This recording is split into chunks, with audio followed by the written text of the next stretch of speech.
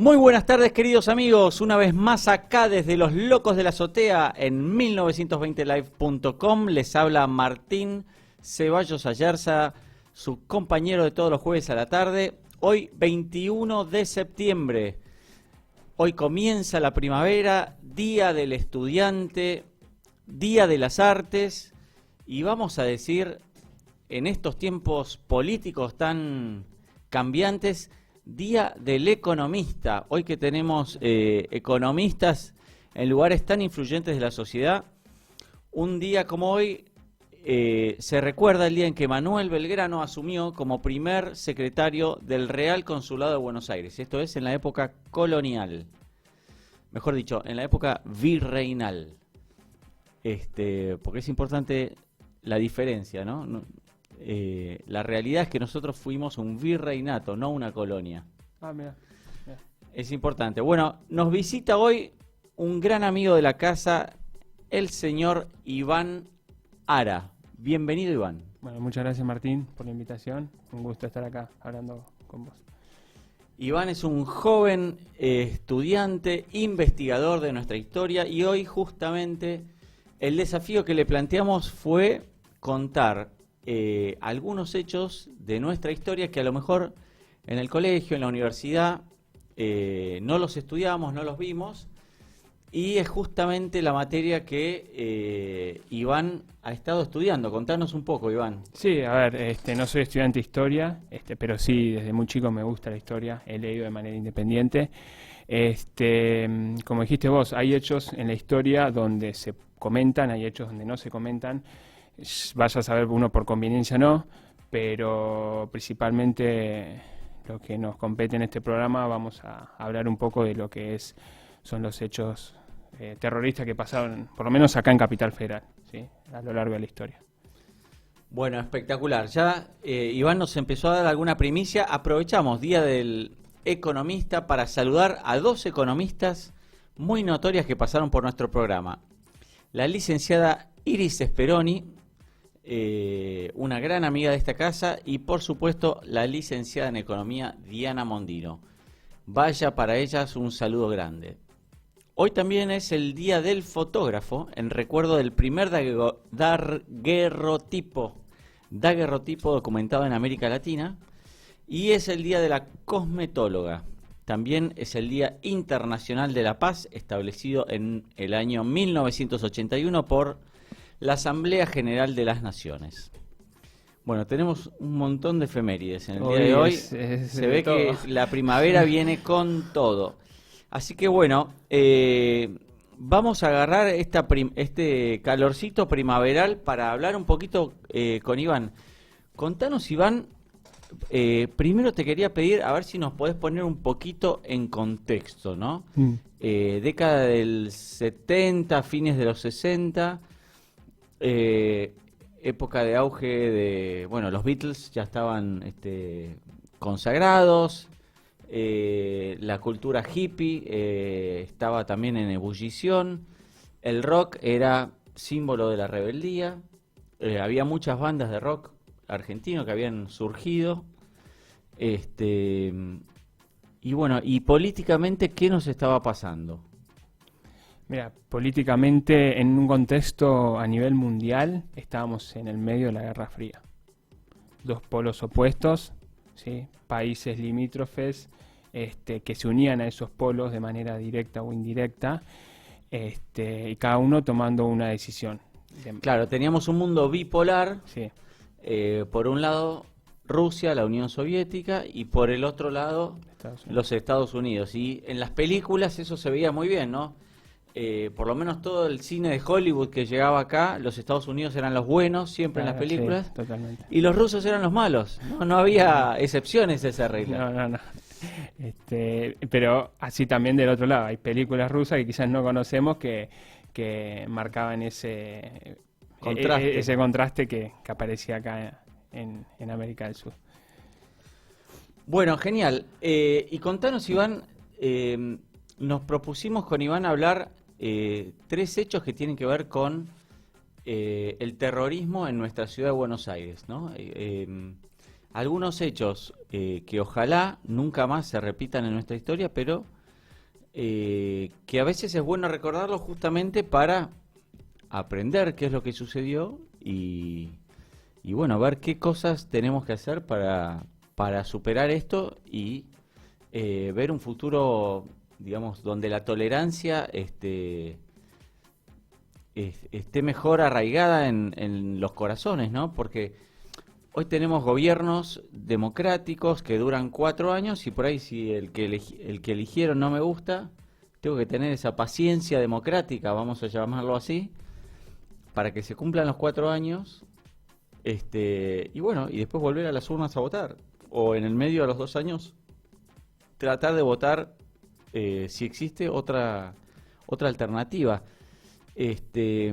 Pareciera que algunas ideas en esa década del 70 no estaban muy de acuerdo con ese orden social, orden político generalmente aceptado, ¿no? No, claro.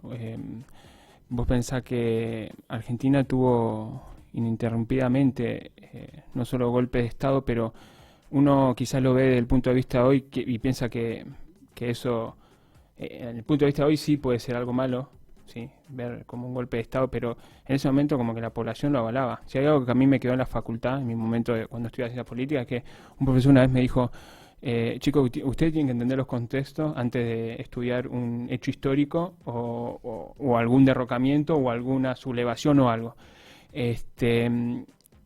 Y acá en Argentina era muy común que no solo los militares asumieran el poder, sino que de manera no democrática, sino que cuando los que ascendían de manera democrática no lo ejercían de tal manera. ¿Entendés? Entonces era como un tira y afloje de todos los partidos políticos, de todas las áreas políticas, pero creo que hoy ya en el siglo XXI ya dejamos de lado eso y aprender de las lecciones que nos dejó el siglo XX, que fue un nivel de no solo de derrocamiento, sino de violencia política, donde la vida literalmente no valía nada por pensar distinto, de un lado o de otro, ¿sí? No de mirándolo de otro lado. Y qué importante eso, ¿no? De pensar distinto. El pensar distinto justamente es lo que nos enriquece, ¿no? Porque no hay una persona que tenga toda la verdad y otra persona que tenga toda la mentira, ¿no? Siempre alguno tiene una porción de verdad. Entonces es importante de pronto ver las distintas perspectivas, por supuesto. Eso no significa renunciar a la visión propia de uno, pero sí estar abierto a escuchar, sí estar abierto a replantearse algunas cosas. Nos llega un mensaje al 1138329209. Saludos a Iván, hermano, te quiero mucho. Seguí por este camino que vas a llegar muy lejos. Nicolás Ara. Mi hermano, saludos a Nico, mi hermanito. Lástima que es el rojo, pero bueno, tuvo que ir un bostero a salvarlo. Bueno, bien ahí, acá desde este programa bancamos a todos los hinchas de Independiente de Avellaneda. Aguante, Nicolás. Está bien, cada uno. Hasta con eso tenemos que ser diversos. Ser tolerantes. Está bien, no pasa nada. La pelota no se mancha. La pelota no se mancha, tal cual, como dijo el Diego. Bueno, contanos, Iván, ¿qué trajiste preparado? Sí, como habías nombrado antes, la investigación que estuve haciendo fueron atentados terroristas que se dieron acá en la capital federal. Seguramente, como muchos sabrán, hubo un montón de atentados terroristas a lo largo del país durante la época del 60 hasta los 80, vamos a resumir, los 55 hasta el 80, pero vamos a concentrarnos en Capital Federal porque si no vamos a tener un programa de 12 horas más o menos. Y además este programa se llama La Ciudad que Queremos. La Ciudad que Queremos, tal cual. O sea, si nos concentramos acá y además tenemos que tener en cuenta que los mayores atentados se dieron acá en Capital. Sí, eso para tener en cuenta, así que nos vamos a enriquecer mucho con esta información que les traje. Los dos atentados que es más, que los conoce todo el mundo, que yo separo estos dos atentados, los separo con los próximos que voy a hablar. ¿Por qué? Porque estos atentados son, si nos sentamos todos en una mesa, vamos a estar de acuerdo que estuvo mal. Y que son el atentado a la Embajada de Israel, que se dio en el 92, y 2 años después, al atentado a la AMIA. Son mucho más recientes. Son mucho más recientes. El atentado a la AMIA es un atentado el más grande que tuvo, de más muertes que tuvo en la Argentina, fueron 84 muertos, más de 300 heridos. Y el de la Embajada de Israel tuvo 22 muertos, más de 200 heridos, que es una verdadera locura. Pero lo peor de todo es que el año pasado se cumplieron 30 años y todavía ni siquiera hay un sospechoso de la bomba que se puso en la Embajada de Israel. Eso para tener en cuenta, más allá de que toda la población tiene que repudiar los actos terroristas, no importa con qué método, fin o ideología lo hagas, lo tenés que repudiar porque la vida es el valor supremo del ser humano. Y cuando hablamos del atentado a la AMIA, es un atentado que vos seguramente lo viviste, ¿qué edad tenías? Mira, te voy a contar dos historias. Yo viví los dos atentados. El atentado a la Embajada de Israel, la Embajada de Israel estaba en la misma manzana de mi casa. Ah, mira, entonces escuchaste No, yo estaba en el colegio. Ah. Yo estaba justo en quinto año y uno de los profesores me dice, che, ¿sabés que parece que hubo una explosión ahí cerca de tu casa? Este profesor era amigo de mis padres, el doctor Roberto D'Abusti, y bueno, cuando voy llegando a casa, yo iba caminando, veo de frente gente con la cara llena de sangre, se escuchaban sirenas, y yo iba cada vez más cerca de casa y cada vez más gente así. La verdad que me llamó mucho la atención. Y por suerte en mi casa, como hay un jardín que separa, digamos, la embajada, los edificios del otro lado de la manzana, del edificio donde estaba el departamento donde yo vivía, prácticamente no sufrió ningún daño. Pero mi hermana y mi mamá, que sí estuvieron en el momento de la explosión, te puedo asegurar que se dieron un susto que no se olvidan nunca más en su vida. Sí, fue. Yo la verdad uno dice, no, me lo imagino, pero la verdad que es algo que no te lo imaginas. Si no lo ves, si no ves a la gente con sangre saliendo corriendo, gritando, no te lo puedes imaginar. Creo que es algo que te tiene que pasar como para sentir lo que realmente pasó. Una bomba que mató 22 personas y que pasaron 30 años y que ni siquiera hay un sospechoso. El Estado argentino no ha capturado a nadie. Es una locura. Imagínate las víctimas, los familiares. Hoy en día siguen esperando justicia después de 30 años. Estamos en un gobierno democrático. En ese momento estaba Menem, si no me equivoco, 92, sí. Estaba Menem. Y 2 años más se da lo de la AMIA. Bueno, 2 años más tarde, de vuelta te cuento otra historia. Yo estaba estudiando, estaba en la biblioteca de maestros, ahí en el Palacio Pisurno, donde está el Ministerio de Educación, estudiando tempranito a la mañana. Y de repente se escuchó que los ventanales, que eran unos ventanales muy grandes, se sacudieron todos. Claro, viste, en la biblioteca esa era todo silencio, no volaba una mosca. Y bueno, la AMIA estaba como a 10 cuadras de ahí, pero se sacudieron las ventanas, impresionante. Después me enteré que había sido el atentado. Y en ese atentado fue el más grande, el más grande de la historia de la Argentina hasta hoy en día.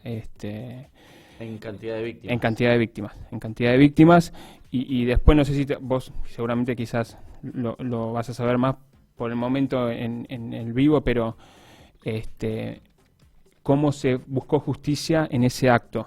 Las irregularidades, los cambios fiscales de jueces, un soborno de por medio que fue muy conocido, no sé si te acordás de $500,000, $500,000, $400,000, a una persona que facilitó que llegue la camioneta, no sé si de eso te enteraste, y bueno, con el paso del tiempo se supo de que querían encubrir el atentado, buscar las personas que realmente lo hicieron, que hasta hoy en día no se sabe. No se sabe, eso es una locura. Yo siempre, cuando estaba investigando eso, me digo, yo si fuera familiar de una de las personas que murieron ahí, y fui a hacer un trámite y al día siguiente no veo más a un familiar. Y ves que el Estado, el que supuestamente te tiene que proteger e investigar, es el que cubre a las personas que hicieron este atentado. La verdad es algo insólito, algo que no me entra en la cabeza. Y desde el punto de vista del patriotismo, digámoslo así, me llama mucho la atención corregime si me equivoco, pero de algunos compatriotas nuestros argentinos que incluso han colaborado encubriendo agresores extranjeros. Sí. Bueno, con el paso del tiempo, la causa la agarra Nisman y sabemos todo lo que pasó con Nisman. Y lo que hoy en día ya no pasa más porque parece que nadie se anima a agarrar la causa. Elementos de Estados Unidos y de Israel han llegado a la conclusión, obviamente entidades privadas, de que está atrás de todo esto es el gobierno iraní. Bueno, Nisman lo dijo públicamente. El tema es que ¿qué pasa ahí? ¿Qué pasó con Nisman 48 horas antes de haber declarado? ¿Qué pasa con la gente con las víctimas? Nadie le da un respaldo absolutamente. Quedaron en el olvido. Literalmente quedaron en el olvido y es terrible como el Estado argentino está ausente hasta en la justicia, en todos los ámbitos, pero cuando se hace un atentado de esa envergadura es imposible pensar que el día de mañana el Estado te puede cubrir en ciertas cosas. Pero bueno, esos son los que yo digo que son los atentados oficiales, ¿sí? Los que todos nos sentamos en una mesa y podemos estar de acuerdo que fue un acto terrible. Después los que no comentan, son actos que vos vas al colegio y te lo comentan, vos vas a universidades y te lo comentan, que hay días que se conmemora a las víctimas.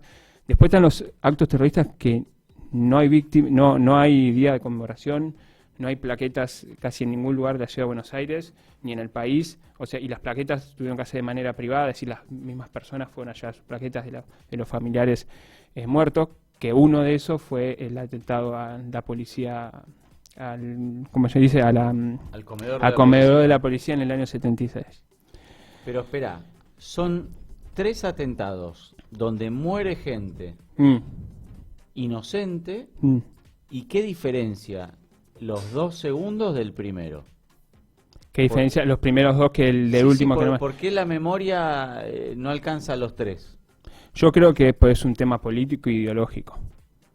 Pensar que el atentado al comedor de la Policía Federal, entre comillas, se hizo por una cierta ideología, pero la realidad es que se hizo mediante una guerra civil que estaba pasando el país en ese momento. En el año 76, una bomba colocada por montoneros mata a personas civiles y era el blanco, los policías, pero en ese interín ellos no les importaba la vida de los civiles. Muera quien muera, es parte de la guerra civil. Ellos lo decían en su parte de guerra, no estoy nada inventando yo. ¿Y en los atentados de la AMIA y de la embajada, también murieron policías? El atentado, no tengo, la verdad que no lo sé. Sinceramente no lo sé, pero se me ocurre sí, que probablemente, probablemente sí. Personal de vigilancia. De personal de seguridad o vigilancia, sí. No sé si policías, como sí lo había en el comedor de la Policía Federal, pero sí seguridad privada, seguramente. O policías que estén en ese momento en la calle porque es una entidad pública. Entonces, ahí marcamos una diferencia abismal entre un atentado y otro. El atentado del comedor de la policía podemos sentar a 20 personas y no vamos a estar todos de acuerdo. Hay algunas que te van a poner un pero. ¿Y cuántas personas fallecieron? 22. Casi igual que el primer atentado a la Embajada de Israel. Que el atentado a la Embajada de Israel, no que el primero. ¿Cuántos heridos hubo? Más de 200. ¿No, en la policía? En la policía más de 100. Más de 100 heridos. El 200 en el de la Embajada de Israel. Sí, 110 heridos, el de la policía. Un montón. Una locura. Casi es la misma magnitud que la Embajada de Israel. La misma magnitud. La única diferencia es que los que cometieron el acto de la Policía Federal son conocidos. Son conocidos, pero lo peor de todo es que Bueno, ahí tenemos una diferencia importante. Por un lado, estos 2 primeros no sabemos quiénes fueron los culpables. Pero hay un encubrimiento. Sabemos que hay un encubrimiento, pero del otro lado hay justificativos. Conocemos a los culpables, pero hay una justificación para cometer semejante... Es una locura. Vos lo decimos así, pero es una locura y hay gente que piensa que es así. Vos pensás, el autor intelectual de ese atentado a la Policía Federal murió. Murió a los años, que es Rodolfo Walsh, está desaparecido. Si no me pero equivoco, ahí está homenajeado en una estación de subte. sí, a 13 cuadras de la Policía Federal. A 13 cuadras donde a ver, él no fue el que puso la bomba la puso un infiltrado, pero él fue el ideólogo de toda la masacre que pasó ahí adentro. Contanos un poco para la audiencia, sobre todo, cómo fue este atentado, que por ahí, como es más lejano en el tiempo, no todo el mundo lo tiene fresco. Sí, a ver, El de la policía, digo. el de la policía, ok. Fue un atentado que en el marco de una guerra civil, los militares asumen el poder, destituyen a Isabel Perón y en un lapso de muy poco tiempo los militares hacen operativos de gran envergadura para buscar los cabecillas de Montoneros y el Ejército Revolucionario del Pueblo. Este atentado se dio, no me quiero meter mucho en los detalles porque hay un montón de versiones, pero este atentado se dio por un infiltrado, ¿sí?, que está dentro de la policía, el comedor de la Policía Federal Argentina, llevó un maletín con una bomba vietnamita. Esa bomba vietnamita, si me equivoco, corregime si me equivoco, es una bomba fabricada casera con clavos, ¿sí? No sé si acero, la verdad no sé muy bien porque no estoy muy metido en ese tema, pero cuando explota lanza esos por todos lados y no solo en la explosión, sino en una de esos clavos te puede pegar y te puede matar. Eso es una bomba vietnamita. O sea, está hecha a propósito para matar, para herir más gente. Sí, para herir más gente, estés en el lugar o no estés en el lugar. Y esto fue acá muy cerca, en el barrio de Montserrat. Montserrat, sí, Comuna 1. Y la estación de Rodolfo Walsh, a 13 cuadras de donde fue el atentado. Lo peor, esto queda en la calle Moreno y Sáenz Peña, ¿no? Moreno... A una cuadra del Departamento Central de Policía. Sí, eso sí, a una cuadra, no sé bien las calles exactamente, pero y la ley que pone de manifiesto el cambio de nombre fue votada tanto por el kirchnerismo como acá en la ciudad, como los integrantes en ese momento, lo que hoy son del PRO de la ciudad. O sea, la ley que le cambió el nombre a la estación de subte, que antes se llamaba Entre Ríos, ahora se llama Rodolfo Walsh. Sí, hace poco me encontré con alguien por la calle y me decía que antes le resultaba más fácil saber dónde se tenía que bajar, porque las estaciones decían el nombre de las avenidas. Totalmente. Pero después, al cambiárselo, por ejemplo, en este caso, a Rodolfo Walsh, claro, perdía la referencia geográfica. Entonces, desde el punto de vista también de lo práctico, de la utilidad de la denominación de las estaciones, a la gente que no estaba tan atenta le resultaba más difícil saber dónde se tenía que bajar. Claro, totalmente. O sea, desde el punto de vista mío tiene que volverse a llamar como se llamaba antes, más allá de lo que uno homenajea o quiere homenajear con Rodolfo Walsh. La verdad es que el tipo no es lo que hoy se demuestra que es, o fue en gran parte un poeta, un escritor, todo eso, pero la otra parte, que el tipo también fue el cabecilla del servicio de inteligencia de Montoneros. O sea, los grandes atentados que hizo Montonero, él estaba a la cabeza. El tema logístico, el tema de inteligencia, de descubrir datos y todo eso, él era el cabecilla. Y si te nombro el segundo, que hoy en día sigue vivo y está merodeando por los lugares públicos del Estado, Berbisky, que hoy en día te niega todo y no te habla nunca de eso. ¿Director de un diario? Director de un diario y por afuera es un montón de otras cosas. Pero en su momento era el que le seguía a Rodolfo Walsh. Inclusive cuando murió Rodolfo Walsh o cuando lo desaparecieron, él no se quiso hacer cargo de la conducción. Y después, bueno, no es un tema aparte, pero después personas han dicho que el tipo estaba de los dos bandos. Pero bueno, eso hay un libro bastante extenso que explica eso. Otro atentado que se da en Capital Federal, que es muy poco conocido porque la verdad que no hay muchas referencias sobre esto, es sobre el Mundial 78. En el año 78, en el mes del Mundial, sí. En el año 78 se celebra el Mundial de Fútbol acá en Argentina. Y una de las sedes era Buenos Aires. Sí, era para no decir la principal, pero es donde más estadios de fútbol hay acá en Argentina. No sé si llega a 20, pero hay un montón de estadios en una sola ciudad. Una bocha, ibas a decir. en el año 68, en el mes del Mundial. Está bien, era fútbol, así que decir una bocha Está bien, está bien. Cuando Montoneros se da el exilio, porque hay que decirlo esto, se vivía una guerra civil, en el marco de la guerra civil Montoneros está en el exilio, ¿sí? O los cabecillas. Aprovecharon el Mundial para hacer un montón, lo digo especialmente como lo dijeron ellos, cualquier acción que logre romper el cerco del silencio será una victoria de la resistencia popular.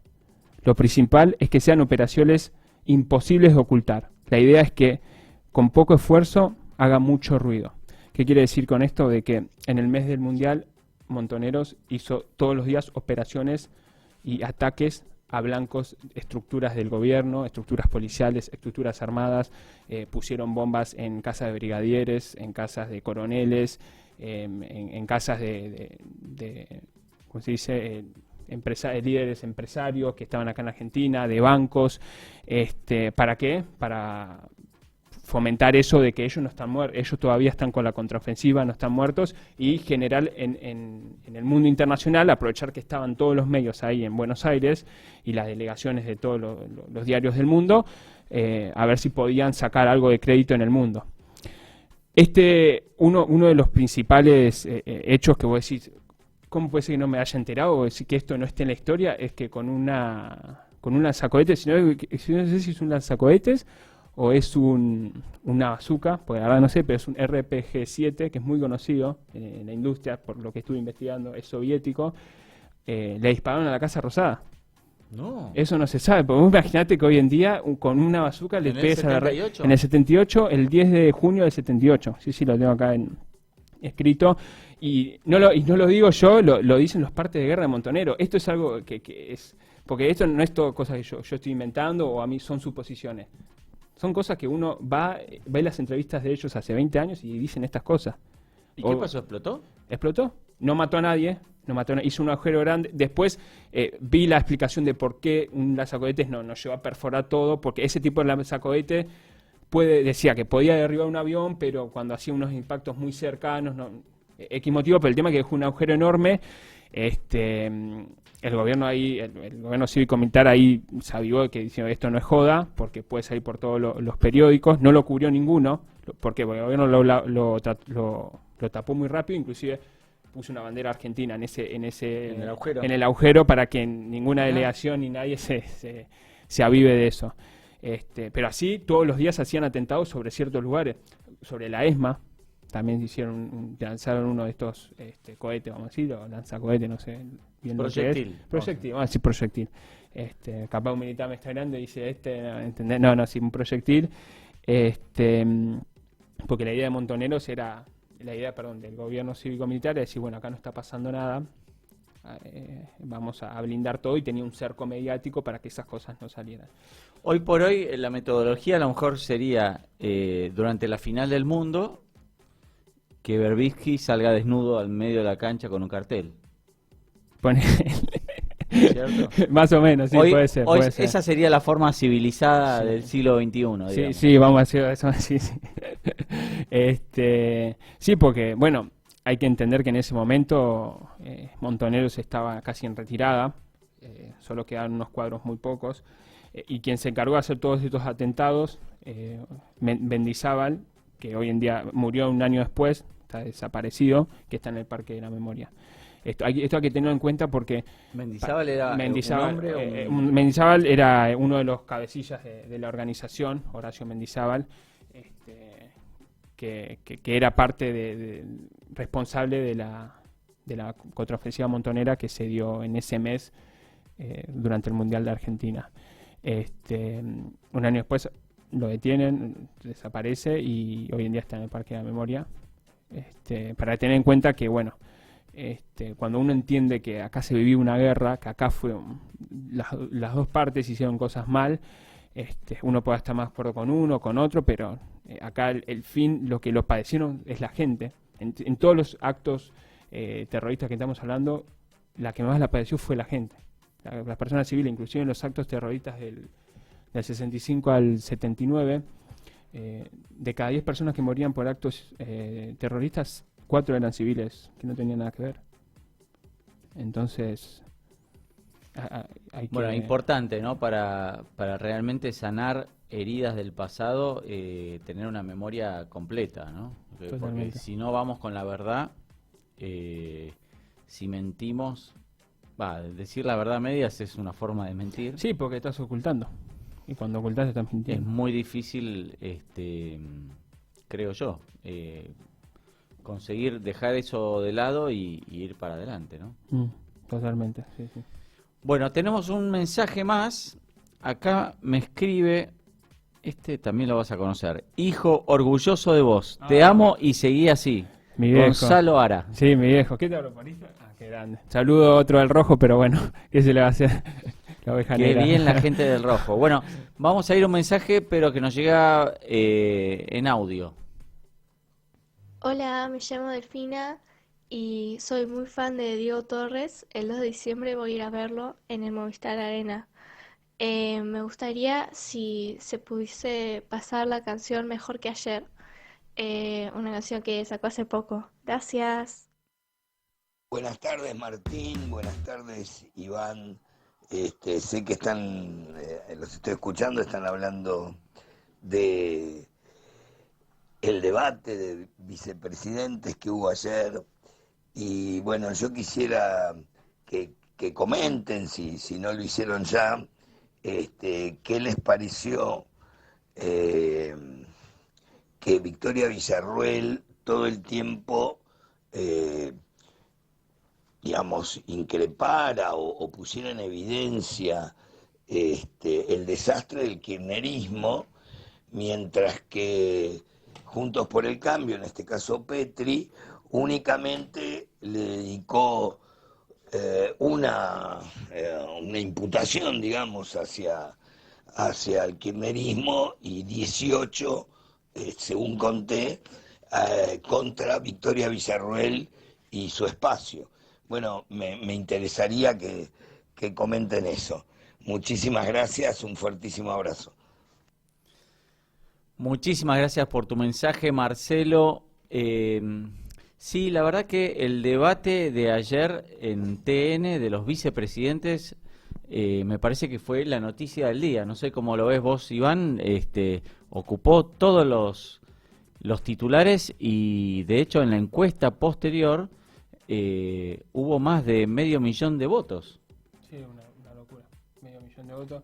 Eso, yo no sé vos qué crees, pero si eso modifica algo en el electorado. ¿Vos qué pensás de los debates? ¿Es más para la tribuna? ¿Es más para fomentar dar a cara a la gente que está escuchando tus propuestas? ¿Vos qué pensás? Mira, primero de todo creo que es muy meritorio que una candidata de una fórmula que iba cómodamente adelante en las encuestas haya accedido a ir a un debate, porque cuando vos tenés mucha ventaja, y esto está estudiado, el que más riesgo corre sos vos. Claro. El que más pone en juego es el que va ganando. Si el que va ganando no va, sabe que va ganando. Así que desde ese punto de vista, la verdad que es muy meritorio que haya estado Victoria Villarroel anoche a dos voces. Y creo que lo que se vio en la encuesta posterior y lo que se vio también en el debate ratifica un poco o refuerza lo que uno va escuchando en la calle, ¿no? Me sorprendió la solidez que tenía Victoria, sobre todo sabiendo que era su primera vez como candidata a vicepresidente, su primera vez debatiendo con cuatro señores, que estuvo muy ingeniosa al inicio del debate. Dijo, entre estos cuatro suman 76 años de Sí. servicio en el Estado. Sí, terrible eso. Y bueno, 76 años también de hablar en la Cámara de Diputados, digamos... de tener la posibilidad de hacer un cambio real o proponer un cambio real para el país, pero con eso dejó en evidencia de que lo único que quieren es seguir estando en el poder para seguir defendiendo, seguir recibiendo el sueldo a fin de mes sin hacer absolutamente nada, porque es la realidad, es lo que demuestran. Claro, y además esto, ¿no? Estas 4 personas que tenían ya una gimnasia, un ejercicio del debate, por haber trabajado en tanto en los legislativos como incluso en los ejecutivos, es notorio como esta abogada, que casi era una de las más jóvenes, vamos a decirlo así, les pasó el trapo. Les pasó el trapo. Sí, sí, porque creo que cuando una persona está formada, se instruye y sabe de lo que está hablando, no necesita... Vos no sé si te diste cuenta en el debate que todos le pegaban a Victoria. Más allá de porque le pegaban porque salió primero y eso era pegar la Victoria, pero cómo se supo defender. Porque una persona que quizás no esté instruida o en ningún momento titubeó, en ningún momento declinó, todo lo respondió con categoría, con firmeza y como corresponde.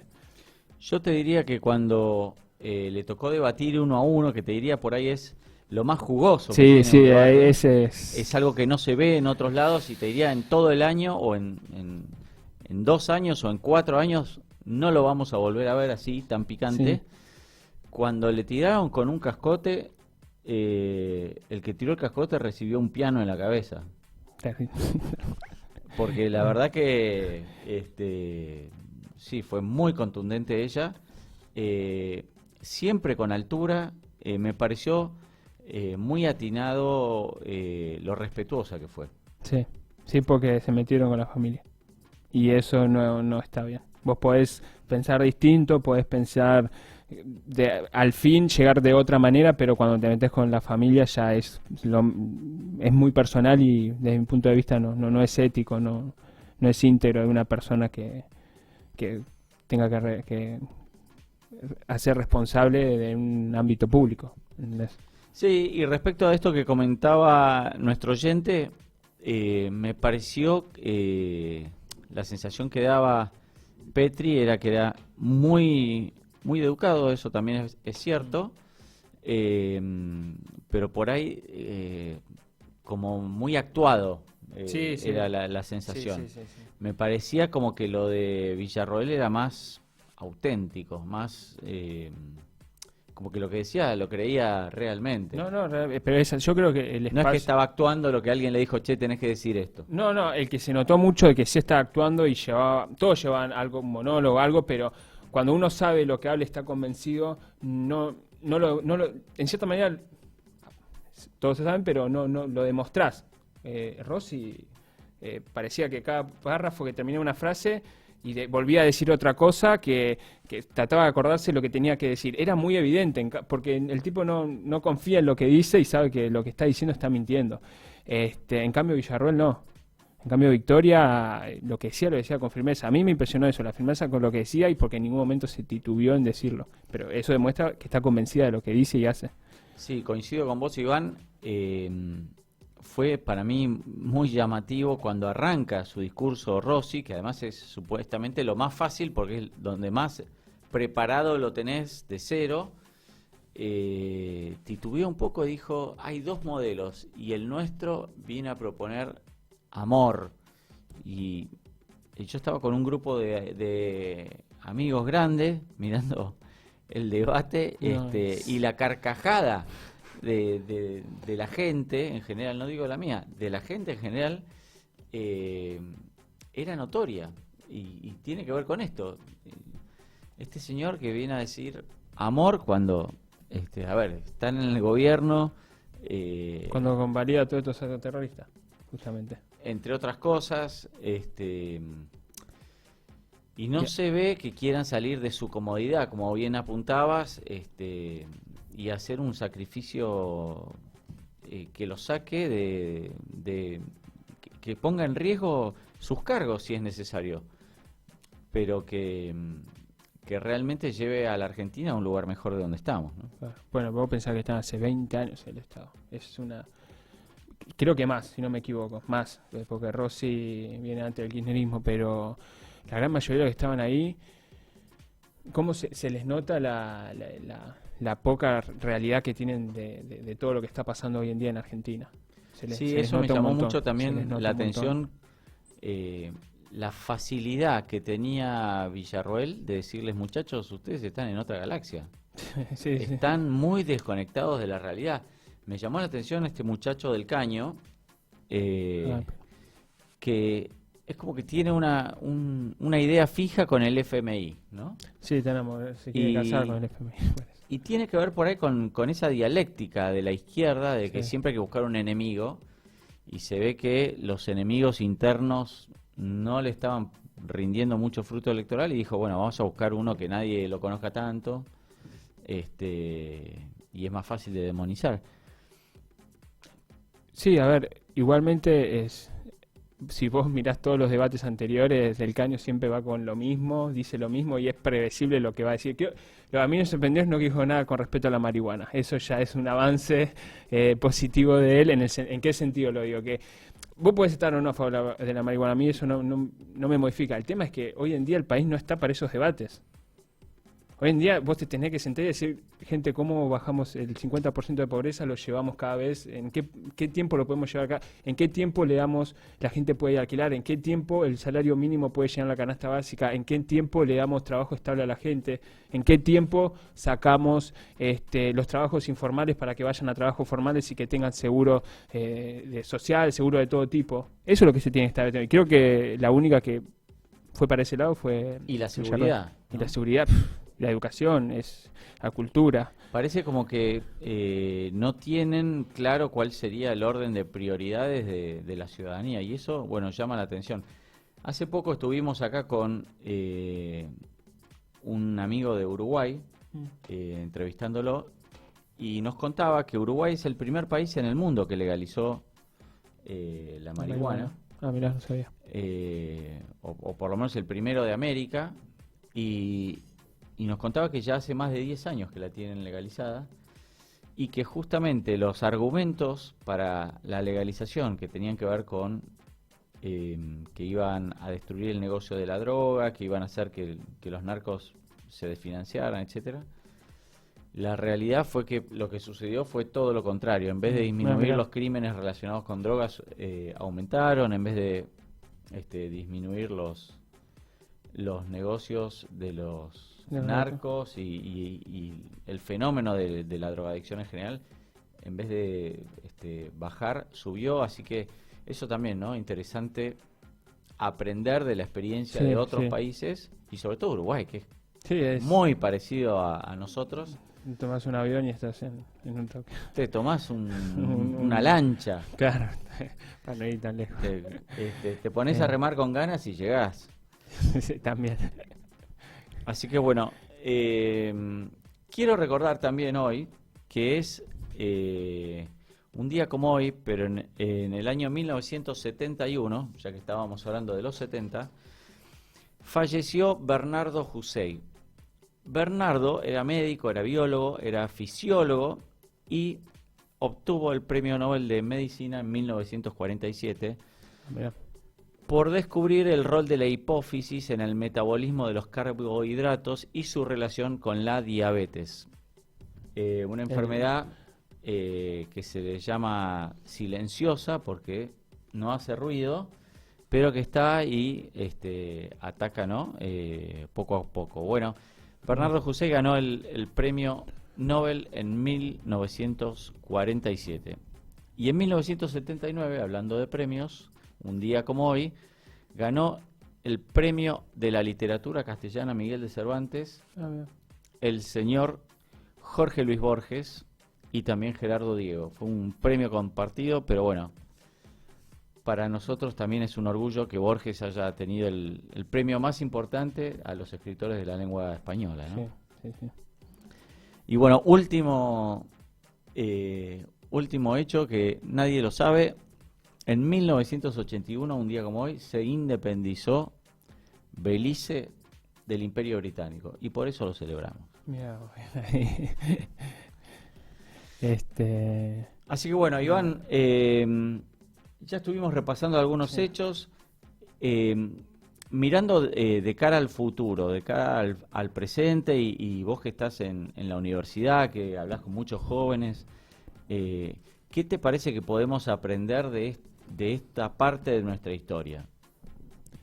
De la violencia revolucionaria de los 70, por ponerle un nombre.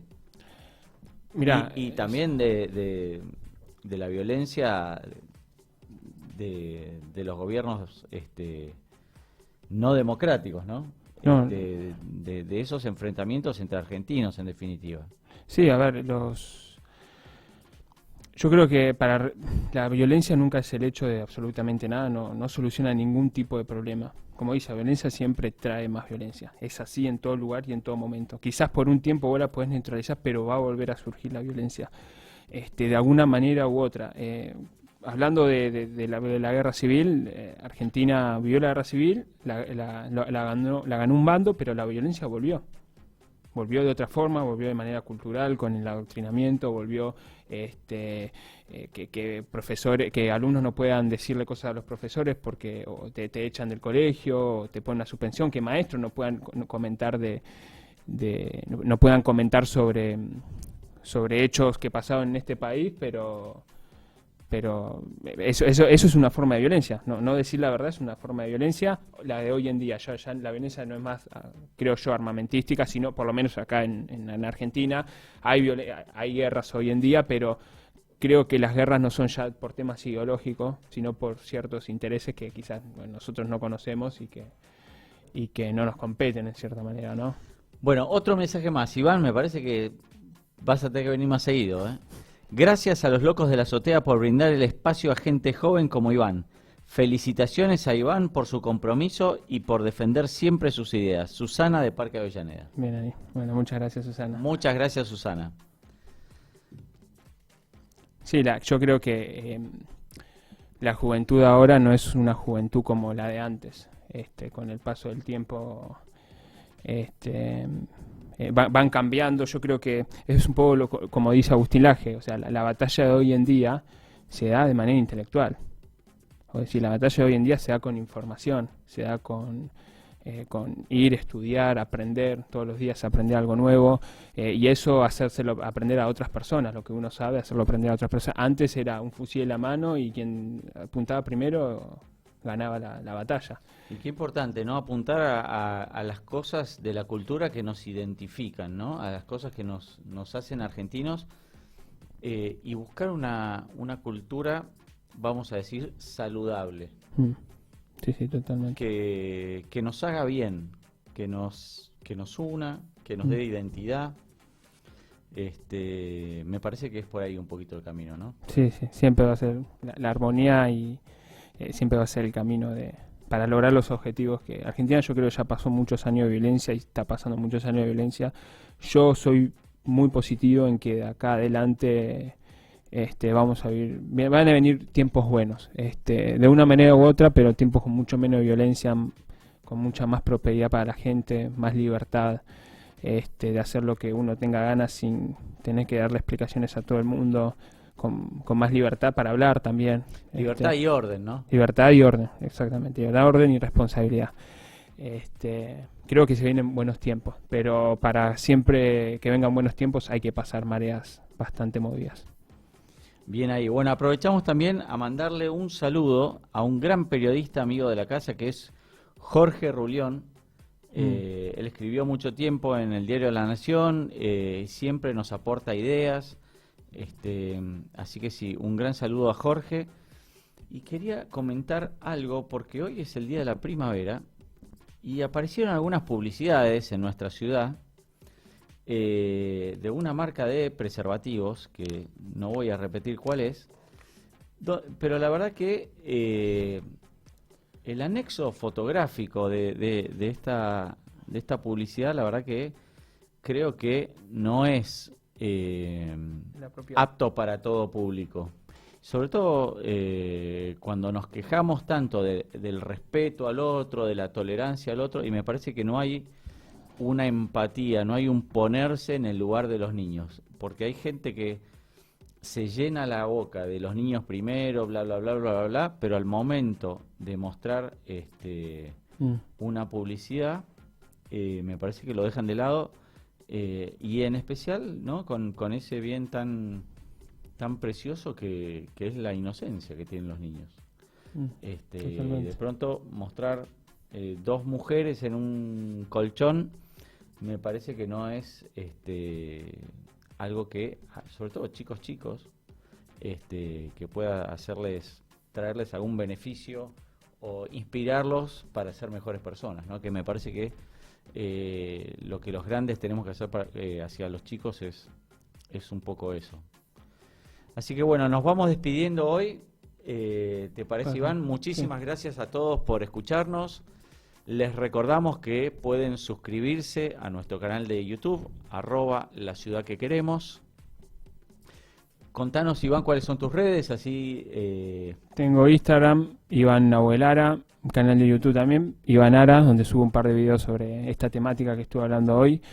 Twitter no tengo, lo cerré, porque creo que es una quita de tiempo bastante y hoy en día el tiempo no da para debatir en redes sociales, sino estar en la calle y aportando. Es un poco adictivo. Es adictivo si no lo sabes usar bien. Si lo sabes usar bien, te puedes nutrir de mucha información, pero si no lo sabes usar bien, pensás que todo el mundo pasa por ahí y la verdad que te aleja de lo que realmente pasa hoy en día. Bueno, aprovecho para invitarlos a seguirme en Twitter también, ya que no lo siguen, Iván, Martincho46. Y bueno, y nos vamos despidiendo, Iván. Nos vamos despidiendo, entonces, bueno, gracias a todos por estar, por participar, por escuchar, y espero que esto a algunos los incentive a saber, y los que no lo sabían, a saber un poco de lo que pasaba en Argentina, en Capital Federal, hace 40 años. La curiosidad para investigar un poquito más. Y que si le dicen algo que tenga que ver con esto, que le hagan un poco de curiosidad y investiguen. Hoy en día es fácil investigar. Muy bien, nos seguiremos viendo entonces por Los Locos de la Azotea acá en La Ciudad que Queremos hasta el próximo jueves.